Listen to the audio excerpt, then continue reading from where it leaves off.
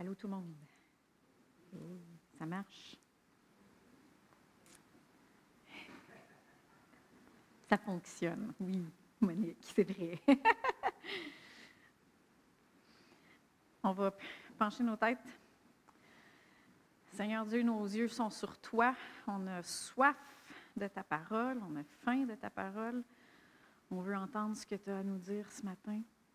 Pas seulement qu'est-ce qui va sortir de ma bouche, mais aussi qu'est-ce que tu vas dire personnellement à chacun par ton Saint-Esprit. Que cette parole puisse fortifier, encourager, qu'elle puisse nous diriger, qu'elle puisse répondre aux questions, Seigneur.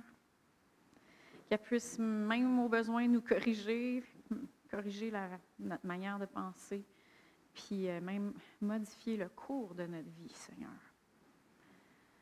Que cette parole soit qu'est-ce qu'on a besoin pour maintenant, le moment présent, puis qu'elle puisse aussi nous préparer pour qu'est-ce qui s'en vient. On te le demande dans le nom de Jésus. Amen. Est-ce que vous êtes accordés avec moi, avec foi? Amen. Parce que ils vont en être faits selon votre foi. Fait que si vous attendez à pas grand-chose, vous allez avoir pas grand-chose. Vous savez que les enfants, quand ils sont très, très jeunes, on les fait manger. Avec la cuillère, on fait l'avion. Mais assez rapidement, ils vont commencer à amener la nourriture eux autres mêmes, ils vont prendre la cuillère eux autres mêmes, puis ils vont l'amener à leur bouche. Puis en fait, la foi, c'est comme la cuillère. Fait que quand on s'attend à Dieu, on est en train de prendre la cuillère, puis on amène on s'attend à Dieu, donc la parole, on est en train de la prendre, puis on prend la cuillère, puis on l'amène à notre bouche. Fait que si vous êtes venu un matin, puis dans votre cœur, vous êtes dit, bien Seigneur, je veux t'entendre un matin. Je veux m'attendre à recevoir qu'est-ce que j'ai besoin. Je suis ouvert à ce que tu me changes. Ça m'a tout pris pour me lever ce matin. Ça a été dur de rapatrier les enfants, les faire venir.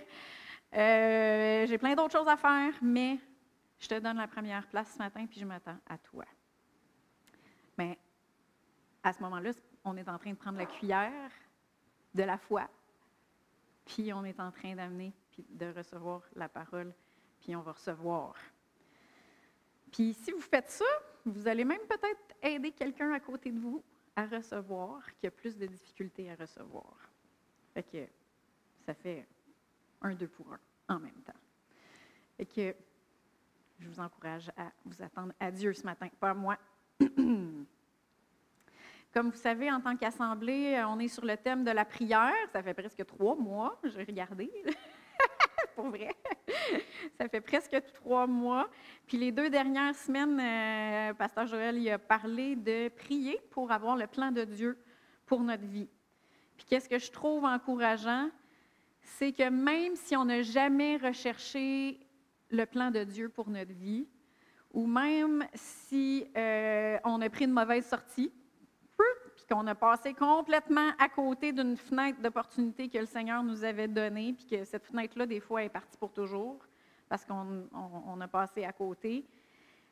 Même si on a fait ça, il n'est jamais trop tard pour commencer à rechercher sa volonté puis sa direction pour notre vie.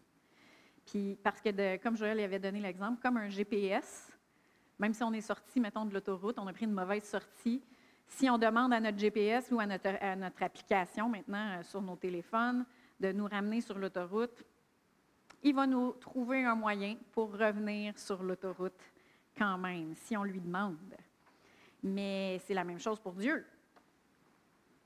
Si on lui demande, il va toujours nous ouvrir une route pour qu'on revienne dans la parfaite volonté, dans sa parfaite volonté pour notre vie, dans son plan. Si on lui demande, puis si on obéit aux directions qu'il nous donne. Fait que ça, c'est super encourageant parce qu'il n'est jamais trop tard. Puis aujourd'hui, j'aimerais ça continuer un petit peu sur le même sujet, mais d'un angle différent.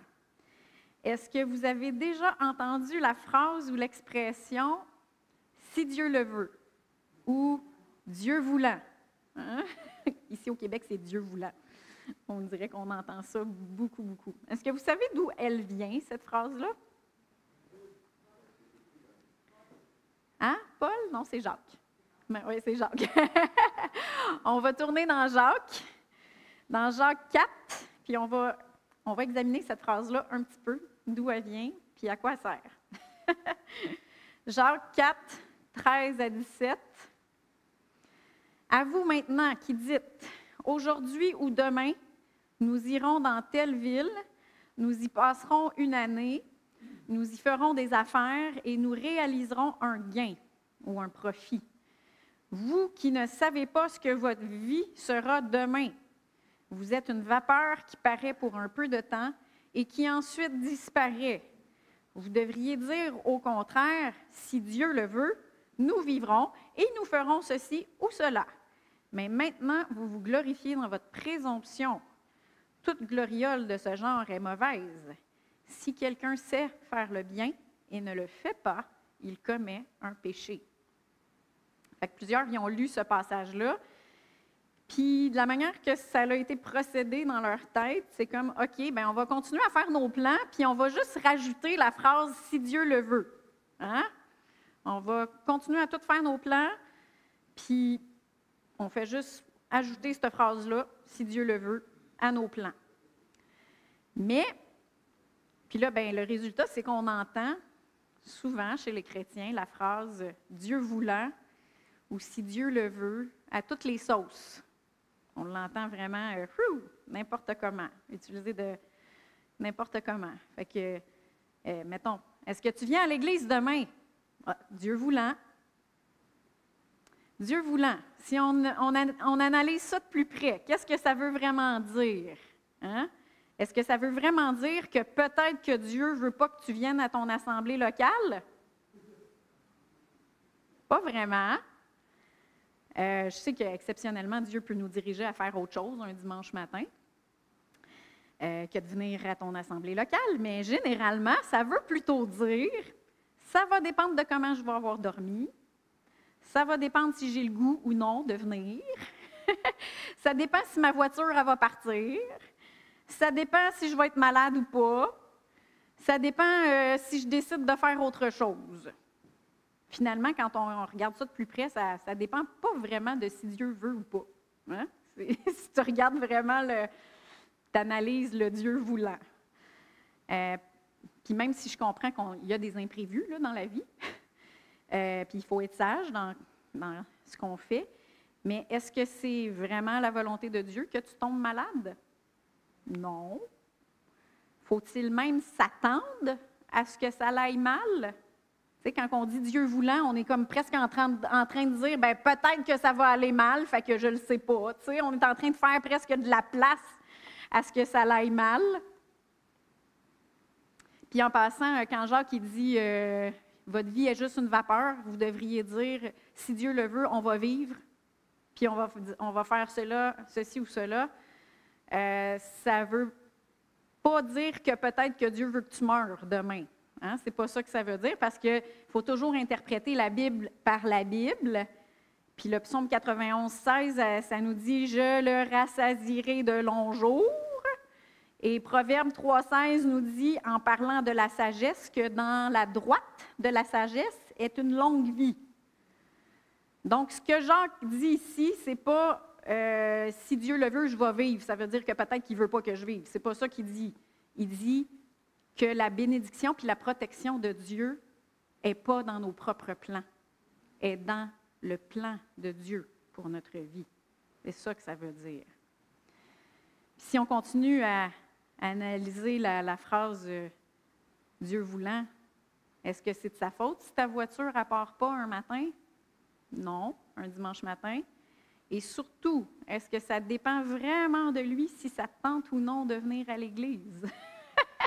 Ou si tu décides de faire autre chose? Non. Fait que donc, le Dieu voulant, dans le fond, pas vraiment si Dieu veut. Hein? C'est plus si nous, on veut. Ça ne dépend pas vraiment de Dieu voulant. Mais Jacques voulait vraiment dire quelque chose dans ce passage-là. Hein? Le « si Dieu le veut » est important, mais il faut qu'on le mette dans le contexte. Fait qu'en fait, qu'est-ce que ça veut dire, ce passage-là? Vous devriez dire, au contraire, si Dieu le veut, nous vivrons et nous ferons ceci ou cela. Ce que Jacques, ici, il nous invite à faire, c'est d'entrer dans la prière de consécration. Puis on va examiner un petit peu c'est quoi la prière de consécration. Parce que ici, dans le texte qu'on vient juste de lire, les gens, ils faisaient des projets. Puis ils déclaraient des confessions positives sur leurs projets. Ils étaient en train de dire, bien, on va y aller, on va faire des affaires, on va faire du profit, parce que la Bible a dit, tout le travail de mes mains est béni. Hein? Ils sont en train de faire des bonnes confessions. Mais le verset 17 dit qu'ils sont en fait dans la présomption. C'est pas de la vraie foi. Donc, pourquoi est-ce que c'est de la présomption? C'est parce que c'était leur projet, pas ceux de Dieu. Puis la véritable bénédiction de Dieu, c'est dans sa parfaite volonté ou à l'intérieur de la sphère de sa volonté. Proverbe 19, 21, je l'ai pris dans la Bible Osterval. Ça nous dit « Il y a des pensées en grand nombre dans le cœur de l'homme, mais le conseil de l'Éternel est immuable. » Fait que le conseil ou la volonté de Dieu est immuable ou inébranlable. Et c'est là qu'est la véritable bénédiction. C'est notre choix d'y entrer complètement, partiellement, ou pas du tout. C'est notre choix. Et dans Jacques, la façon qui nous est indiquée pour y entrer complètement dans la volonté de Dieu, c'est par la prière de consécration. Puis on va aller voir une prière de consécration de notre plus grand exemple. C'est qui notre plus grand exemple? C'est Jésus. On va tourner dans Marc 14. Marc 14, au verset 32. On va commencer au verset 32. Et on se retrouve dans le jardin de Gethsémani. Ils allèrent ensuite dans un lieu nommé Gethsémani. Et Jésus dit à ses disciples, « Essayez-vous ici pendant que je prierai. » Il prit avec lui Pierre, Jacques et Jean. Et il commença à être saisi d'effroi et d'angoisse. Il leur dit, « Mon âme est triste jusqu'à la mort. Restez ici et veillez. » Puis il s'avança un peu, se jeta contre terre et pria que s'il était possible, cette heure s'éloigne de lui. Il disait, « Abba, Père, toutes choses te sont possibles. Éloigne de moi cette coupe. Toutefois, non pas ce que je veux, mais ce que tu veux. » Il revint vers les disciples qu'il trouva endormis, et il dit à Pierre, « Simon, tu dors, tu n'as pas été capable de veiller 1 heure. Veillez et priez, afin de ne pas entrer en tentation. L'esprit est bien disposé, mais la chair est faible. » Il s'éloigna de nouveau et pria en répétant les mêmes paroles. C'est quoi les mêmes paroles? Non pas ma volonté, mais ta volonté, ce que tu veux. Et ça, c'est la prière de consécration. La prière de consécration, c'est de soumettre notre volonté à celle de Dieu par la foi. Ça se peut qu'on connaisse, quand on fait la prière de consécration, ça se peut des fois qu'on connaisse déjà sa volonté. Jésus, là, il la connaissait, sa volonté. Ça se peut aussi que quand on fasse la prière de consécration, on ne connaisse pas encore sa volonté. On est en train d'avoir une décision à faire, puis là, on est devant lui en prière, puis là, on est en train de soumettre notre volonté à la sienne. Jésus, comme je viens juste de dire, il connaissait la volonté de Dieu ici, mais toute son âme. C'est quoi notre âme? C'est, entre autres, je ne pense pas que on peut tout dire c'est quoi, mais c'est le siège de notre volonté et de nos émotions, notre âme. Fait que toute son âme là, reculait devant ce qui s'en venait devant lui. Il savait que c'était la volonté de Dieu. Il est en train de demander, « Seigneur, y a-t-il un autre moyen que je peux Je peux-tu éviter ça, s'il te plaît? Et il savait que c'était ça qui s'en venait devant lui, puis il est en train, parce que toute son âme est angoissée par rapport à ce qui s'en vient, parce que ce n'était pas juste la souffrance à la croix là, qui était pour vivre, c'était d'être séparé de Dieu.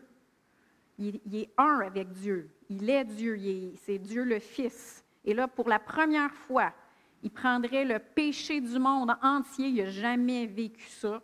Il n'a jamais vécu le péché. Il était pour subir le jugement de Dieu en enfer pour nous. Donc, c'était beaucoup plus que de juste vivre la souffrance physique de la croix. C'était tout ça. Et là, il savait que ça s'en venait en avant. Et là, son âme, elle ne voulait pas vivre ça. Et là, qu'est-ce qu'il a fait? Prière de consécration. Seigneur, pas ma volonté, la tienne. Et là, il a soumis sa volonté à la volonté de son Père, par la foi.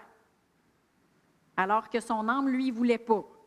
Mais par la foi, il a dit oui, je le veux. Et on voit comment importante est ce type de prière, parce que si on retourne dans le verset 38, ça dit « Veillez et priez afin de ne pas entrer en tentation. L'esprit est bien disposé, mais la chair est faible. » Fait que quand on va soumettre notre volonté à sa volonté par la foi dans la prière de consécration, ça va nous permettre de ne pas entrer en tentation.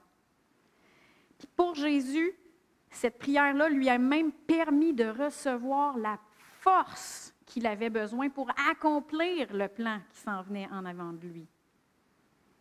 Si on voit dans un autre récit de ce même expérience-là, dans Luc 22, 43, ça dit qu'alors qu'il priait la prière de consécration, il y a un ange qui lui est apparu et qui l'a fortifié. Alors, tu vois comment c'est important, cette prière-là, de soumettre notre volonté à sa volonté, même si ça ne nous tente pas, même si toutes nos inclinaisons naturelles font que non, mais si on dit oui, Seigneur, par la foi, on soumet notre volonté, qu'est-ce qui va arriver? Le Seigneur va nous fortifier. Amen. Puis, il a tellement été fortifié, Jésus, dans le jardin de Gethsémani par cet ange-là qui l'a fortifié, que lorsque Judas et la cohorte qui l'accompagnait sont venus le chercher, la puissance de Dieu est sortie de Jésus. Vous allez voir dans le récit, même récit, dans Jean 18, on va commencer au verset 4. Jésus, sachant tout ce qui devait lui arriver, fait qu'on voit qu'il sait qu'est-ce qui s'en vient devant lui, Dieu l'a préparé. Jésus, sachant tout ce qui devait lui arriver, s'avança et leur dit, « Qui cherchez-vous? » Et ils lui répondirent, « Jésus de Nazareth. » Il leur dit, « C'est moi. » Judas, qui le livrait, se tenait avec eux. Et lorsque Jésus leur a dit, « C'est moi », ils reculèrent et tombèrent par terre. Fait que juste quand que Jésus a dit, « C'est moi », il était tellement plein de puissance qu'eux autres, ils ont fait comme... Puis ils sont tombés par terre sous la puissance du Saint-Esprit. Il avait été fortifié, là, vraiment. Fait qu'on voit la puissance de Dieu qui est sortie de lui. Comment? Après qu'il ait fait la prière de consécration. C'est important, hein? C'est la même chose avec nous. Quand on dit oui à Dieu par la foi, alors que même notre volonté a fait des free games, là, puis que notre volonté a fait comme non! Mais qu'on dit oui, Seigneur, pas ma volonté, la tienne. Alors là, le Seigneur va nous fortifier. Puis dans Philippiens 2, 13, dans la Bible du Sommeur, ça dit « Car c'est Dieu lui-même qui agit en vous pour produire à la fois le vouloir et le faire, conformément à son projet bienveillant. » Dieu, il a des projets bienveillants pour nous. Ce sont des projets bienveillants qu'il a pour nous. Et quand on dit oui et qu'on fait de la prière de consécration, qu'on soumet notre volonté à la sienne, par la foi, qu'est-ce qui va arriver? Il va produire en nous vraiment le vouloir et aussi la puissance de faire ce qu'il nous demande de faire. Amen? Fait qu'on va revenir au chapitre 4 de Jacques, où est-ce qu'on a lu notre texte. Puis on va regarder ce qu'il nous dit un petit peu avant le texte concernant « si Dieu le veut ». On va aller là au verset 2. Jacques 4, verset 2. Ça nous dit « Vous convoitez et vous ne possédez pas. Vous êtes meurtriers et envieux, sans rien pouvoir obtenir. Vous avez des querelles et des luttes et vous ne possédez pas parce que vous ne demandez pas. » Souvent, on pense que ce texte biblique-là s'applique juste à des choses comme des choses terrestres ou des choses matérielles. Par exemple, « Wow, eux, ils ont une belle maison. » Ou « Wow, ils ont une belle voiture, ils ont un beau balcon avec une piscine. » C'est ça, bon. Que je veux présentement, un beau balcon avec une piscine. « Wow, eux, ils habitent dans un beau coin du pays. Wow, eux, ils ont une belle famille. Wow, lui, il a une belle femme. Ou wow, elle a un beau mari. Ils ont une belle relation de couple. Wow, eux autres, ils ont une belle carrière. Eux autres, ils font assez d'argent puis ils ont la santé pour voyager. » Toutes des choses qu'on peut envier, mais qu'on peut par contre demander à Dieu sans envier. Il ne faut pas envier par contre et mettre ça en premier dans notre comme Dieu dans notre vie.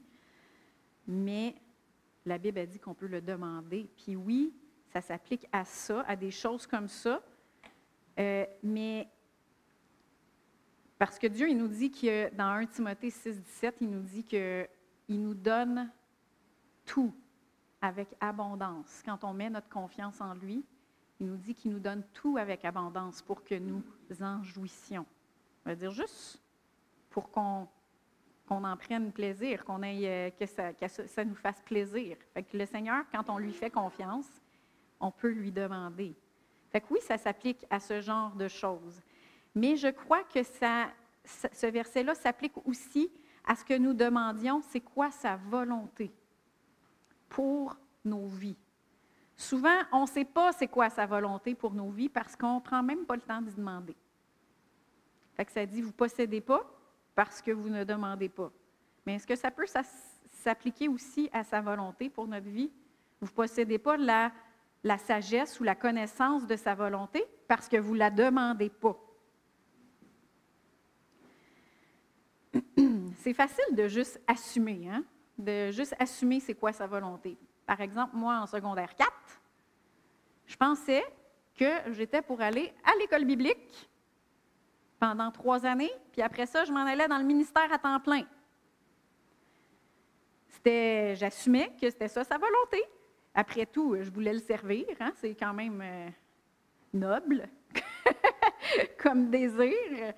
Et j'assumais que c'était ça sa volonté. Mais je me souviens qu'un soir, Dieu, dans sa bonté envers moi, m'a interrompu alors que j'étais en train de chanter comme chantre. Je chantais ici, les chantres étaient là dans le temps. J'avais peut-être 15 ans. C'était un soir, on avait encore plein de réunions le soir dans ce temps-là. Et je pense que c'était Denis qui dirigeait la louange. Et je me souviens, on était en train de chanter, j'étais chantre, et Dieu m'a interrompu. Dans mon cœur, il a dit, « Vas-y si tu veux à l'école biblique. » Comme ça. « Vas-y si tu veux à l'école biblique. » Là, je suis comme, « Seigneur, je veux y aller si tu veux que j'y aille. » Qu'est-ce que le Seigneur essayait de faire? Il essayait de m'amener à lui demander son avis. Hein? Je ne demandais pas trop, j'assumais que c'était ça, son plan. Et là, il me demandait à lui demander son avis. Vous ne possédez pas parce que vous ne demandez pas. Et souvent, le Seigneur va nous parler de ce que nous lui présentons en prière. Et pourquoi? Parce que quand on lui demande, on lui donne accès, on lui donne la permission, on lui donne place dans cette sphère-là de notre vie. Et c'est correct de rechercher des informations sur Internet. C'est correct de faire nos petits tests de personnalité en éducation, choix carrière, parce que Dieu nous a donné une intelligence pour qu'on s'en serve. Hein? Mais par contre, on ne devrait pas être guidé seulement par notre intellect ou par nos émotions. Et tout le temps qu'on fait nos recherches, on devrait être en train de checker dans notre esprit, de regarder dans notre esprit, puis de dire, bien Seigneur, c'est quoi t'en penses, toi? Qu'est-ce que toi t'en penses? Puis de lui demander en même temps, c'est quoi, lui, la voie qui nous dirige?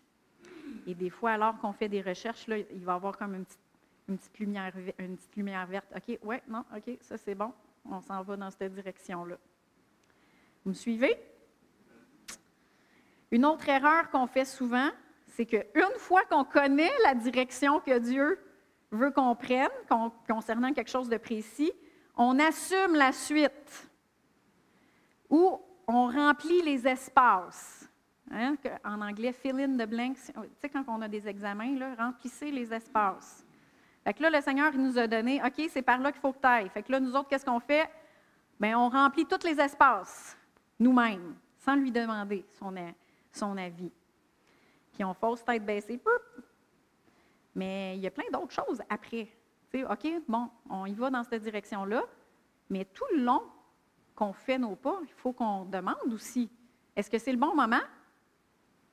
Peut-être pas le bon moment. Il y a plein de personnes qui ont senti un appel dans leur vie et qui pensaient que c'était une direction qu'il fallait qu'ils prennent, puis ils sont partis, mais c'était la bonne direction pour leur vie, mais ils sont juste partis bien trop vite. C'était pas le bon temps encore. C'est-tu le bon moment? Et je vous ai parlé, moi, que depuis que je suis adolescente, j'ai le désir de voyager. Puis je sais que c'est sa volonté. Puis je sais qu'à un moment donné, je vais voyager. Puis Joël aussi, il le sait.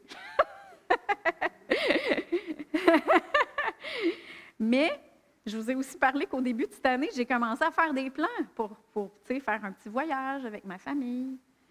Puis pourtant, le Seigneur m'a montré que ce n'était pas le bon moment. Il y a un bon moment pour toute chose. Pourtant, je sais que c'est sa volonté en général. Mais, pas le bon moment. Puis il y a aussi le comment appliquer sa volonté. Fait qu'il ne faut rien assumer. Demandons-lui. Assumons rien. Demandons-lui. Puis je suis sûre qu'il y en a ici qui sont en train de suivre leur cours de conduite. Mélodie, Marie-Soleil aussi, je pense. Quand on conduit, même si on sait qu'on veut aller à Montréal, puis que là, on est sur l'autoroute 10 vers Montréal, ça veut dire qu'on est dans la bonne direction si on est sur l'autoroute 10 vers Montréal, on fait quand même continuellement des micro-ajustements quand même dans notre conduite pour rester dans le centre de la route. Hein? Et de la même manière, on doit constamment vérifier avec le Seigneur, lui demander et faire les petits ajustements. Même si on est dans la bonne direction, Seigneur, y a-t-il quelque chose qu'il faut que j'ajuste?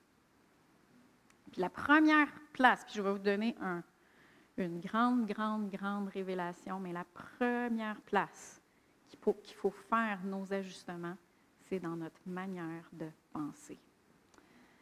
C'est dans notre façon de penser.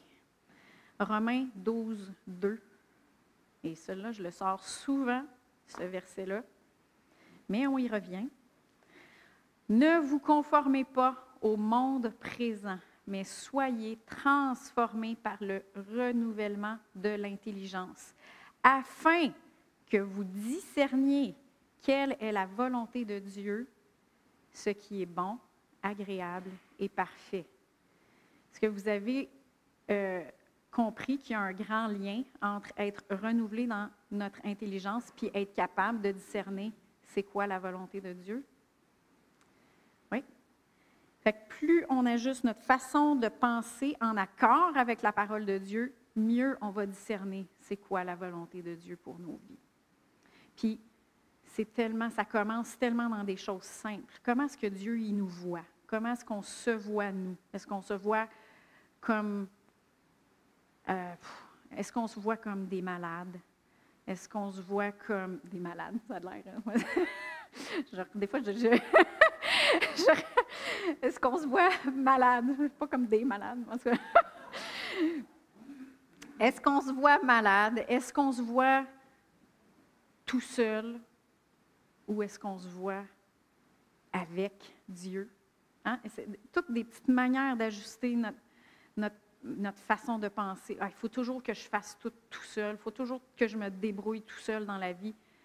Est-ce que c'est en accord avec la parole de Dieu, ça? Ou je puis tout par celui qui me fortifie? Dieu ne me délaisse jamais. Je ne suis jamais tout seul. C'est des petits ajustements de manière de penser. Je me vois comme un pas capable.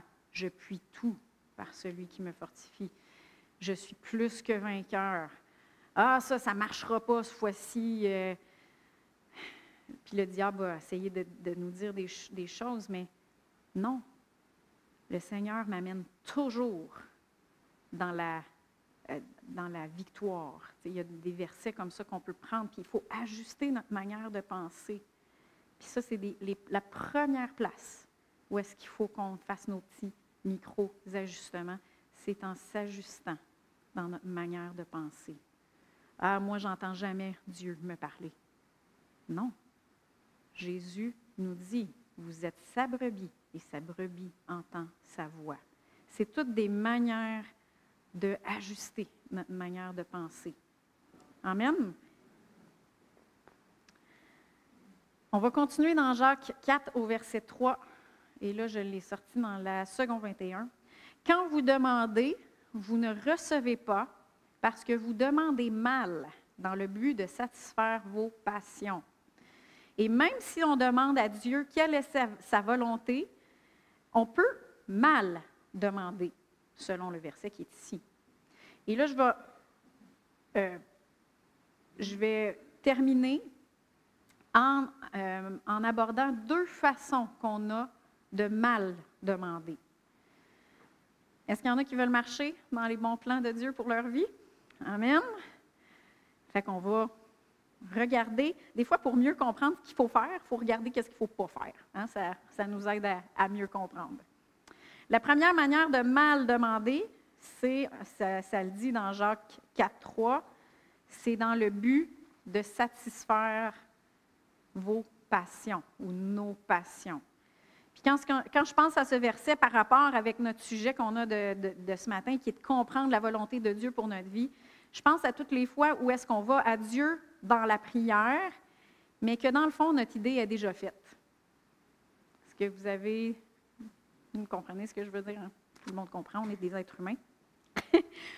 Puis là, on va à Dieu, pas vraiment pour y demander si c'est sa volonté, on va devant Dieu pour avoir son accord. Hein? Seigneur, es-tu d'accord avec ça? Puis en passant, ça ne sert à rien d'aller à Dieu dans la prière pour demander ce qu'il a déjà spécifiquement dit dans sa parole que ce n'était pas sa volonté. Genre, Seigneur, je peux-tu avoir la femme de mon meilleur ami? Ça ne sert à rien d'aller demander ça. C'est déjà... Puis si le Saint-Esprit, il te dit, si tu entends, OK, c'est d'accord, c'est pas le Saint-Esprit. Le Saint-Esprit ne va jamais te dire quelque chose qui est en contraire avec la parole de Dieu. Fait que c'est ça. Dans Exode, ça dit, Exode 20:17, « Tu ne convoiteras pas la femme de ton prochain. » C'est la même chose pour les femmes. Hein? Seigneur, je peux-tu avoir l'homme marié avec qui je m'entends si bien? Même s'il est chrétien. Puis ça se passe dans les églises, je m'excuse, mais ça se passe. On ne peut pas dire non plus, ouais, mais Dieu il est d'accord à ce que je m'auto-médicamente avec un joint une fois de temps en temps pour me relaxer. Dans 1 Pierre 5:8, ça dit « Soyez sobres, soyez vigilants ». Fait que c'est un petit peu en contradiction. Hein? Fait que ça, c'est des choses où ce que la volonté de Dieu est déjà claire dans sa parole. Mais il y a des fois où ce qu'on veut vraiment quelque chose qui n'est pas mal en soi. Hein, il y a des affaires qui ne sont pas mal en soi. Et on ne va pas vraiment voir Dieu pour lui demander ce qu'il en pense. On va le voir pour avoir son approbation. Puis, saviez-vous que Dieu va nous laisser avoir des choses qu'on veut vraiment? Si on veut vraiment aller dans une certaine direction puis qu'on ne veut pas vraiment savoir son avis, il va nous laisser y aller. Ça ne veut pas dire que c'est lui qui en est l'auteur. Puis ça ne veut pas dire que c'est sa volonté parfaite. Regardez chez les Israélites. Ils ont demandé un roi pour les gouverner. Ce n'était pas la volonté parfaite de Dieu.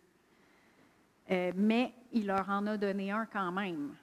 Si vous voyez dans 1 Samuel 8, 7, l'Éternel dit à Samuel, « Écoute la voix du peuple dans tout ce qu'il te dira, car ce n'est pas toi qu'il rejette, c'est moi qu'il rejette, pour que je ne règne plus sur eux. » Alors, c'était clair que ce n'était pas la volonté de Dieu qui demande un roi, puis qui mette un roi. Pourtant, Dieu il a choisi quand même Saül de manière surnaturelle au début, puis après ça, David et tous les autres après. Mais est-ce que c'était vraiment la volonté de Dieu? Non. Il les a juste laissés faire ce qu'ils voulaient vraiment. Donc, la première manière de demander de pas la bonne manière, demander mal, c'est demander pour satisfaire nos passions ou demander juste avec notre idée déjà faite. On a déjà notre idée de faite, on ne demande pas vraiment pour savoir ce qu'il en pense vraiment, on y demande pour avoir son approbation. Ça, c'est la première mauvaise façon de demander. Et je vais juste vous donner une petite illustration. J'ai donné cette illustration-là à la jeunesse, pas hier, pas avant-hier, mais l'autre d'avant.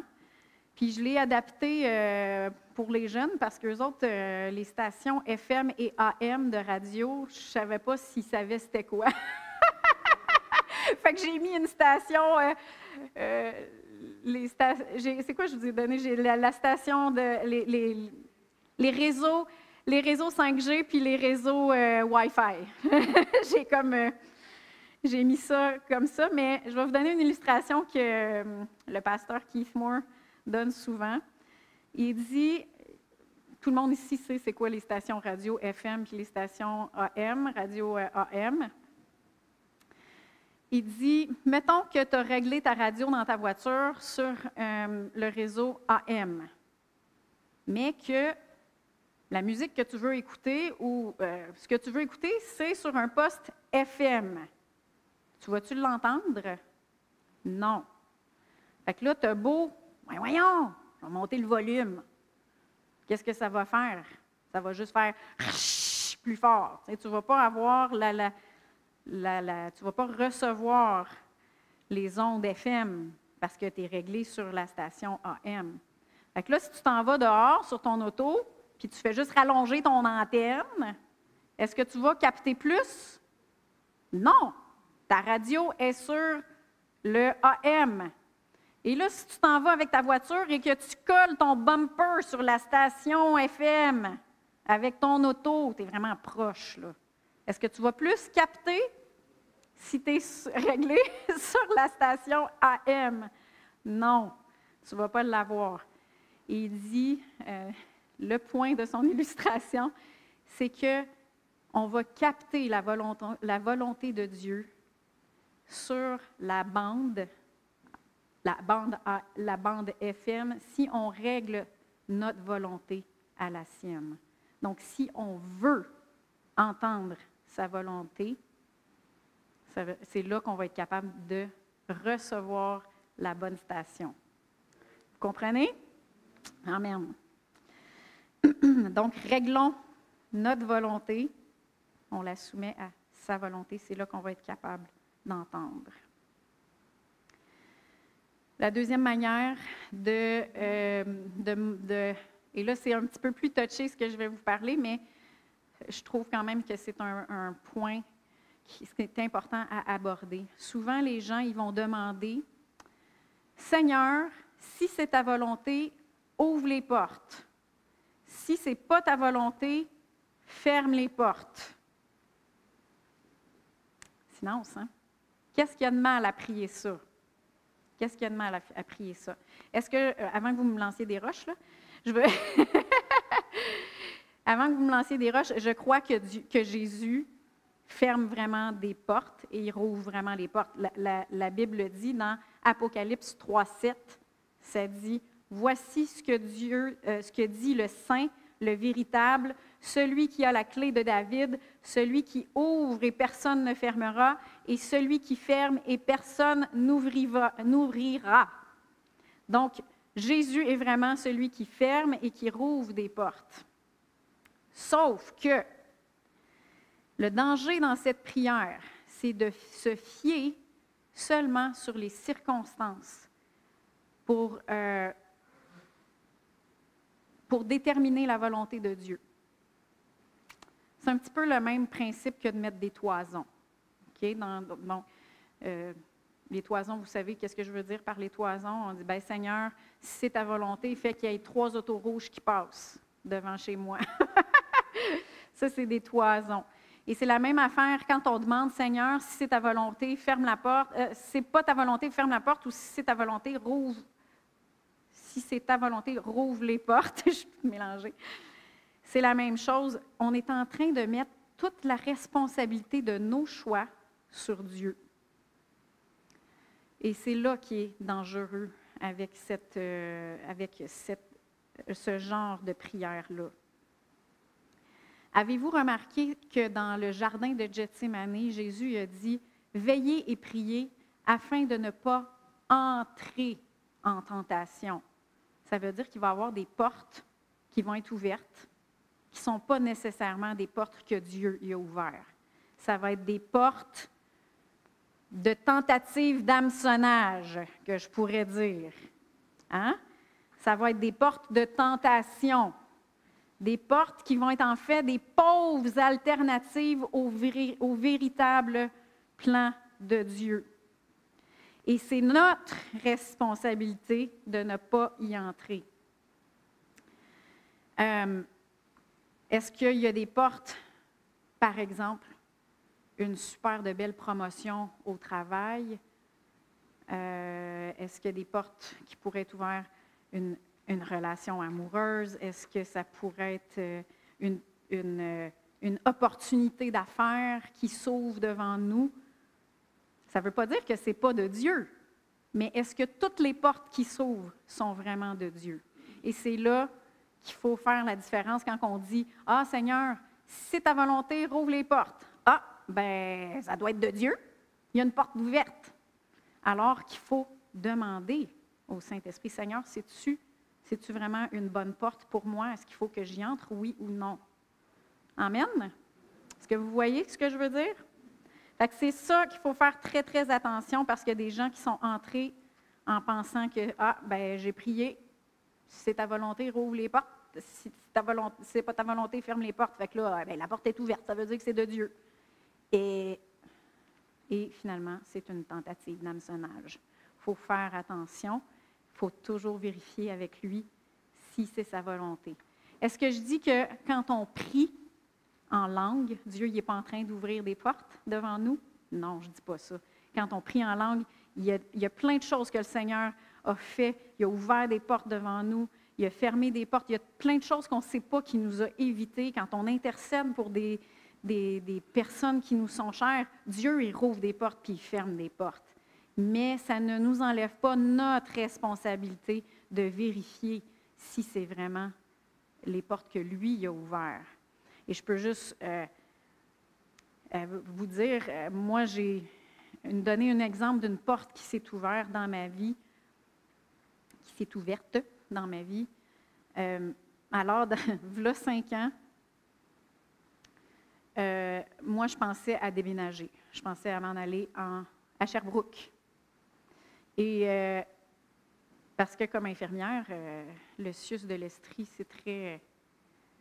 Je faisais partie, je n'aurais pas perdu aucune ancienneté, j'aurais pu vraiment changer de place. Puis Joël, lui, dans son cœur, il y avait « Non, on reste ici. On reste ici. » Puis moi, ça ne faisait pas trop mon affaire.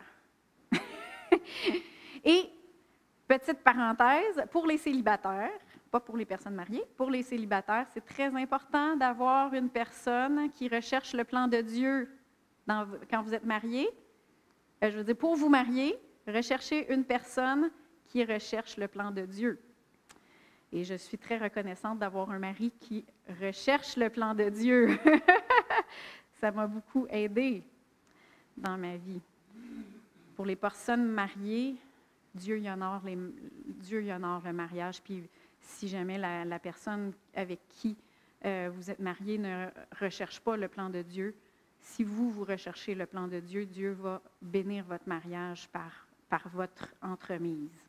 Mais j'ai parlé aux célibataires. Recherchez quelqu'un qui recherche le plan de Dieu. Et bon, ça, c'est ma parenthèse. Alors, c'est ça. Je disais que lui, dans son cœur, il fallait qu'on reste ici. Et à ce moment-là, j'ai obtenu un poste en clinique externe. Et c'est un poste pour une infirmière qui n'a pas son bac, qui n'est pas bachelière. C'est un poste qui est vraiment très, très rare. J'avais plus de fin de semaine. Et pour moi, c'est vraiment une porte qui s'est ouverte, qui m'a beaucoup stabilisée, dans le sens qu'on avait déjà la direction divine, mais le fait que Dieu m'ait ouvert une porte pour que je puisse travailler juste 2 semaines, puis pas la fin de semaine, pour moi, c'était une confirmation. OK, Jessie, tu fais vraiment la bonne chose. Ça m'a beaucoup, beaucoup stabilisée. Fait que je ne dis pas que le Seigneur ne rouvre pas des portes, puis qu'il ne va pas en fermer non plus. Mais ce que je veux dire, c'est qu'il faut toujours demander au Seigneur, est-ce que c'est toi qui rouvre la porte? Puis il y a des fois même des portes qui vont être fermées, que c'est le diable qui ferme la porte, qu'il est en train de dire, mais non, tu ne l'auras pas, ta provision. Non, tu ne l'auras pas, ta guérison. Puis là, le Seigneur va dire, hey, parle-y, dis-y de s'ouvrir à cette porte-là. Fait qu'il faut, c'est pas parce qu'une porte est fermée que c'est nécessairement Dieu qui l'a fermée aussi. Fait que vous comprenez la différence de ce que je veux dire, qu'il faut faire attention quand on dit, Seigneur, si c'est ta volonté, rouvre une porte, si ce n'est pas ta volonté, ferme une porte. Fait qu'en conclusion, Dieu voulant, ou si Dieu le veut, vous voyez que ce n'est pas une phrase à dire comme ça, à la légère. Hein? Ce n'est pas non plus une manière de dire, ben si ça arrive, ça veut dire que c'était la volonté de Dieu, puis si ça n'arrive pas, ça veut dire que ce n'était pas la volonté de Dieu. Non, Dieu, il recherche des gens dont le cœur est entier pour lui. Des gens qui vont lui soumettre leur volonté. Parce qu'ils ont confiance en lui. Ils ont confiance que ses plans sont bons pour eux. Amen. C'est des gens qui vont lui demander son avis d'une façon véritable, pas juste pour avoir son approbation, puis qui nous laisse faire ce qu'on veut, qui bénissent nos propres chemins. Puis c'est pas non plus des gens qui vont juste demander pour prendre la voie facile, en lui mettant sur lui toute la responsabilité de nos choix. Mais la bonne nouvelle, c'est que même si on se trompe, puis on s'est déjà trompé. Hein? Tout le monde s'est déjà trompé? Moi puis Joël, on s'est déjà trompé. Plein de fois. On a fait des bons coups, par exemple. Mais même si on s'est trompé, Dieu regarde au cœur. Dieu regarde au cœur. Prenons le peuple d'Israël. Tantôt, je vous ai dit qu'ils ont demandé un roi, puis que ce n'était pas la parfaite volonté de Dieu. Pourtant, Dieu a quand même fait venir le Messie par la descendance d'un roi, le roi David. Pourquoi? Parce que c'était un homme selon son cœur. Donc, Dieu, il recherche, il regarde au cœur, vraiment. Dans Proverbe 3,5, ça nous dit « Confie-toi en l'Éternel de tout ton cœur. Ne t'appuie pas sur ton intelligence et reconnais-le dans toutes tes voies, et c'est lui qui aplanira tes sentiers. » Alors qu'on le reconnaît dans toutes nos voies, Seigneur, c'est-tu ça, c'est-tu ça, c'est-tu ça, et qu'on l'obéit en marchant dans sa volonté pour nos vies, c'est là qui aplanit nos sentiers. Est-ce que ça sonne comme des portes ouvertes, ça? Oui, c'est des portes ouvertes.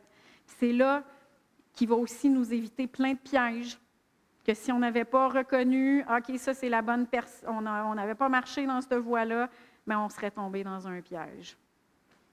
Fait que si vous lisez le Proverbe 3, qui est relié à justement le reconnaître, puis avoir un cœur qui est entier pour lui, vous allez voir dans le Proverbe 3 que rattaché à ça, c'est la bénédiction, la provision, la santé, la paix et la protection. Amen. Je vous invite à vous lever. On va prier ensemble.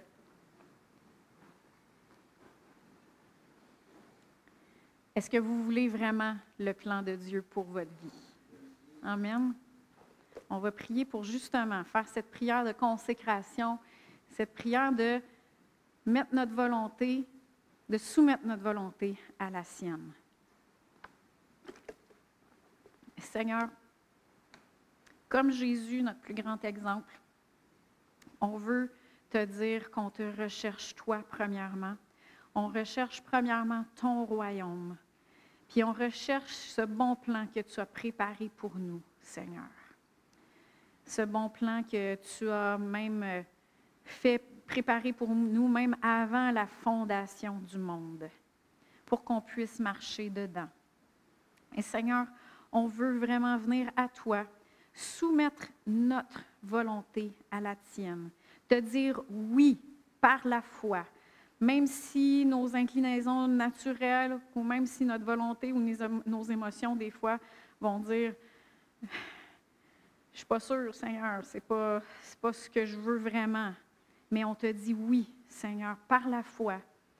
On soumet notre volonté à la tienne. On se consacre à toi. Et Seigneur, alors qu'on le fait, on te remercie parce que tu nous fortifies et que tu nous donnes le vouloir et le faire selon ton bon plan bienfaisant.